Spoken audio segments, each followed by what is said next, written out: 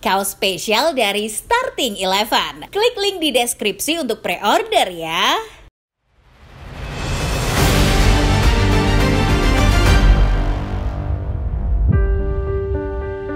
Inter Milan menutup fase Liga UEFA Champions League dengan kemenangan meyakinkan. Anak asuh Simone Inzaghi menggilas AS Monaco dengan kemenangan 3 gol tanpa balas. Kemenangan ini suka tidak suka praktis menjadikan Inter sebagai tim terbaik Serie A di pentas benua biru. Fakta mengatakan bahwa Inter adalah tim Italia paling jago sejauh ini khususnya di ajang Liga Champions.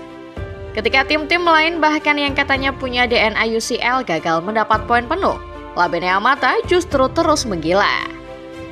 Seperti apa kehebatan Inter di musim 2024-2025 terutama di Liga Champions? Pastikan selalu football lover sebelum menyimak videonya, jangan lupa subscribe, like, serta nyalakan notifikasinya supaya tidak ketinggalan info-info menarik dan terupdate seputar sepak bola lainnya dari channel Starting Eleven Moment.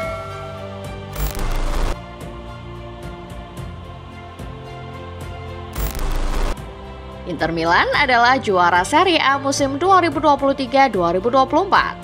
Namun, start mereka di musim 2024-2025 tidak bisa dikatakan istimewa. Nerazzurri memulai musim dengan performa inkonsisten.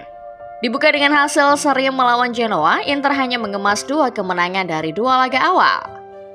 Tim yang identik dengan warna biru hitam juga harus menelan kekalahan atas rival sekota mereka AC Milan di pekan-pekan awal. Statistik di awal musim sempat membuat Inter tercecar keluar dari perburuan Scudetto. Apalagi melihat fakta bahwa persaingan Serie A musim ini berjalan begitu ketat. Atalanta yang bertambah kuat tidak merelakan posisi mereka diambil. Sementara Napoli di bawah Conte seolah menemukan jati diri baru untuk membawa mereka pada Scudetto. Di bursa transfer musim panas, pergerakan yang dilakukan Inter juga tidak begitu masif. Simone Inzaghi memutuskan tidak banyak mengeluarkan uang untuk belanja pemain. Inter menempati urutan kelima dalam urusan pengeluaran transfer di musim panas. Anggaran mereka bahkan masih lebih sedikit dibanding Juventus yang menghabiskan sekitar 168 juta euro untuk belanja pemain. Satu-satunya transfer besar yang didatangkan Inter hanyalah menggait David Fratesi dari Sassuolo yang memakan biaya sekitar 30 juta euro. Sisanya bisa dibilang hanya transfer-transfer minor. Nerazzurri juga sedikit diuntungkan karena pemain-pemain seperti Piotr Zielinski dan Mehdi Taremi mereka datangkan dengan mahar 0 euro alias gratis. Sayangnya, Inter pada akhirnya slow start. Pasukan Simone Inzaghi bahkan sempat tercecar keluar posisi 6 besar klasemen. Inzaghi sempat mendapat kritikan karena lambannya start Inter musim ini. Banyak yang menilai Inter menurun di musim ini. Ditambah makin kompetitifnya para pesaing, ada kemungkinan Nerazzurri bakal kesulitan menjaga status mereka sebagai juara bertahan.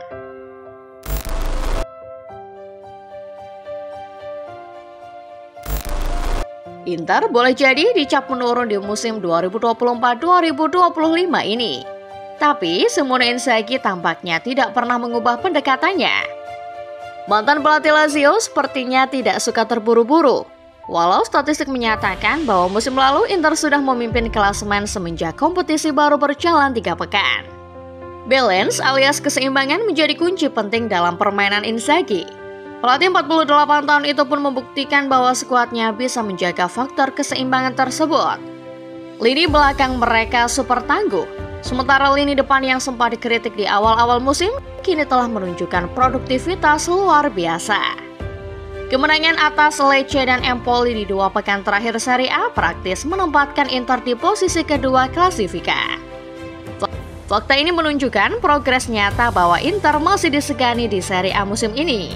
Apalagi statistik juga mendukung anggapan bahwa Nerazzurri adalah tim paket komplit yang kuat dalam bertahan juga menyerang. Catatan gol Inter di Serie A musim ini sudah mencapai 55 gol. Artinya, Lautaro Martinez CS rata-rata menjebol gawang lawan 2,6 kali di setiap pertandingan. Pertahanan mereka juga baru kecolongan 18 kali. Jumlah ini memang bukan yang paling sedikit.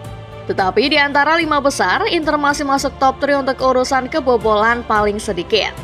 Sebuah tim juara adalah tim yang bisa memiliki permainan kolektif sempurna. Untuk urusan yang satu ini, Inter masih tidak ada lawan. 55 gol yang mereka ciptakan di Serie A lahir dari 16 pemain yang berbeda.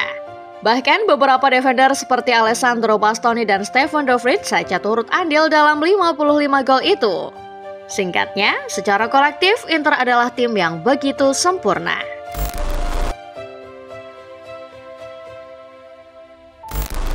Dua musim lalu, Inter berhasil menembus partai final Liga Champions, dan musim ini mereka kembali menunjukkan mengapa mereka layak ke final.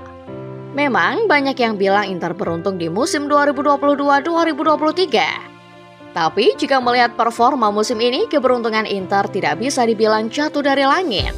Ada skema solid dari Simone Inzaghi yang membuat Inter menciptakan keberuntungan mereka sendiri. Untuk Liga Champions musim 2024-2025 sendiri, ada 5 klub Italia yang berpartisipasi, termasuk Milan yang secara trofi katanya punya DNA UCL. Sayangnya, 4 dari 5 wakil Italia tidak sanggup melaju langsung ke fase knockout. Inter menjadi satu-satunya tim yang menggendong Italia di panggung tertinggi benua biru. Si ular menutup fase Liga dengan kemenangan meyakinkan 3 gol tanpa balas melawan utusan Prancis AS Monaco. Kemenangan ini mengukuhkan mereka di posisi 4 teratas klasemen akhir fase Liga, tepat di bawah Arsenal, Barcelona, dan Liverpool. Beda dengan Serie A, di UCL Inter cenderung bermain lebih aman. Bisa dilihat dari produktivitas golnya yang hanya berada di angka 11 gol sampai dengan matchday terakhir. Namun, kalau dikatakan Inter bermain membosankan, nyatanya juga tidak. Hampir semua pertandingan yang mereka jalani menyajikan permainan atraktif. Kecuali saat menghadapi Arsenal, karena memang saat itu Inzaghi lebih memilih tidak terlalu ngegas guna menjaga stamina pemain sebelum bentrok kontra Atalanta. Satu catatan menarik lainnya, saat tim-tim lain hanya peduli soal hasil akhir, Inter seolah peduli pada bagaimana cara mereka menjaga gawangnya tetap suci. Dari 8 lawan yang dihadapi pasukan Simone Inzaghi, hanya Bayer Leverkusen yang sukses ciptakan gol ke gawang Alessandro Bastoni CS.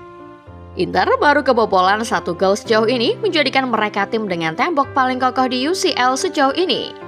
Pencapaian Inter di fase Liga agaknya berbanding cukup jauh dengan tim Italia lainnya.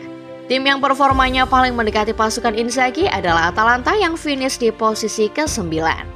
Sementara Milan dan Juventus masing-masing tercecar di urutan ke-13 dan urutan ke-20.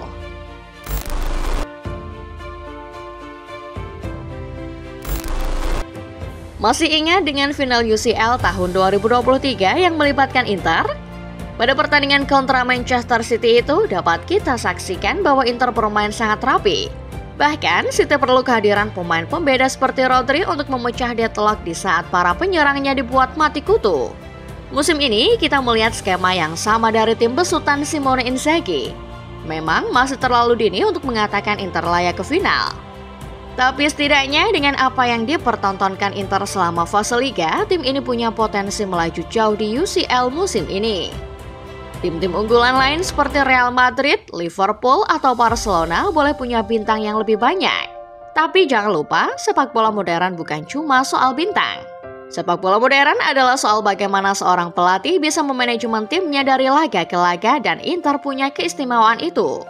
Jangan lupa, kolektivitas Inter yang luar biasa juga berpotensi merepotkan lawan mereka di fase-fase berikutnya. Inter beruntung karena bagan babak gugur memberikan mereka peluang untuk menjadi satu-satunya tim Italia yang akan melaju ke perempat final. Setelah ini, Inter berpotensi bertemu antara Juventus atau Milan. Itu pun kalau Juve dan Milan berhasil lolos dari lawan masing-masing di fase playoff. Sementara Atalanta akan menghadapi salah satu di antara klub Brugge atau Sporting CP. Inter adalah tim paling konsisten di UCL musim ini. Dan konsistensi itu berpotensi membawa mereka kembali ke babak teratas kompetisi paling elit benua biru. Jadi, menurut Football Lover sendiri bagaimana? Apakah Inter termasuk tim underrated untuk melaju ke final UCL musim ini?